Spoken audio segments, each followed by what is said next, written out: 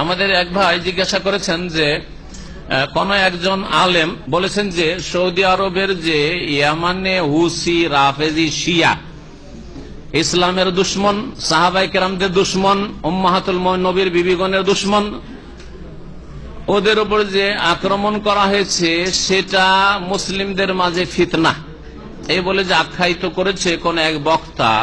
এ সম্পর্কে কি বলছেন? এটা তার বিভ্রান্তিকর কথা, এটা তার সৌদি আরবের বিদ্বেষমূলক কথা।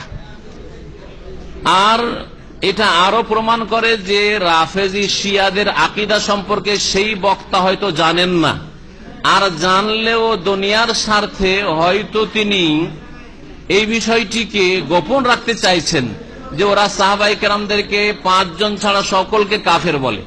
আবু বকর ওমর তাদের কাছে জিবতার তাগুত কাফের, উসমান কাফের, তাদের কাছে নবীর বিবিরা কাফের, তাদের কাছে মা ফাতেমা ছাড়া কোনদিন জাইনাব আর উম্মে কুলসুম রোকায়ার নাম তো শোনেননি, কোনদিন শুনতে পাবেন না।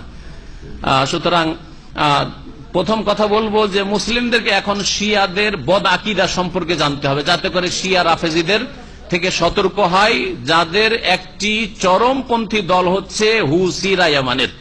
এরা মুসলিম নয়, বরং এরা হচ্ছে সাহাবাই কেরামদের শত্রু।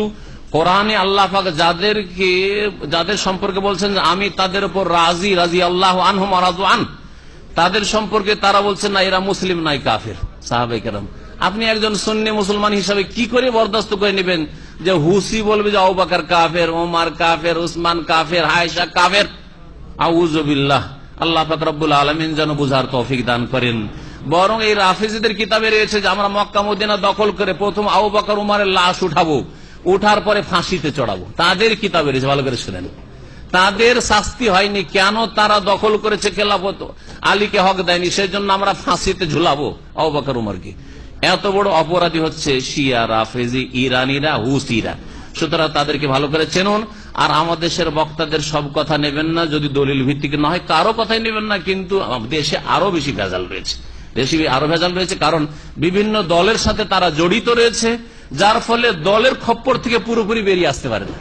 কিছু সহি কথা বললেও ওই দলকে রাজি রাখার জন্য আর ওই দলের বৃহৎ স্বার্থ হাসিল করার জন্য এইরকম ধরনের কিছু কথা বলে, যা দিয়ে জনসাধারণকে বিভ্রান্ত করে এবং সবাইকে রাজি করার চেষ্টা করে। সবাইকে রাজি করে ইলেকশনে ভোট নিতে হবে, ই করতে হবে, সে করতে হবে, এই হচ্ছে তাদের লক্ষ্য উদ্দেশ্য। আল্লাহ পাক এই সমস্তদের অনিষ্ট থেকে বেঁচে থাকার তৌফিক দান করেন এবং আল্লাহ পাক রব্বুল রাফেজি শিয়াদেরকে, হুসিদেরকে, ইরানিদেরকে চেনার জন্য তৌফিক দান করেন সুন্নিদেরকে, এবং তাদের অনিষ্ট থেকে মুসলিমদের সৌদি আরবে আল্লাহ পাক হেফাজত করেন। হারমাইন শরীফ, মক্কা মদিনার আল্লাহ পাক হেফাজত করেন। ওয়া সাল্লাল্লাহু আলা নবিয়িনা মুহাম্মদ ওয়া আলা আলিহি ওয়া সাহবিহি আজমাইন।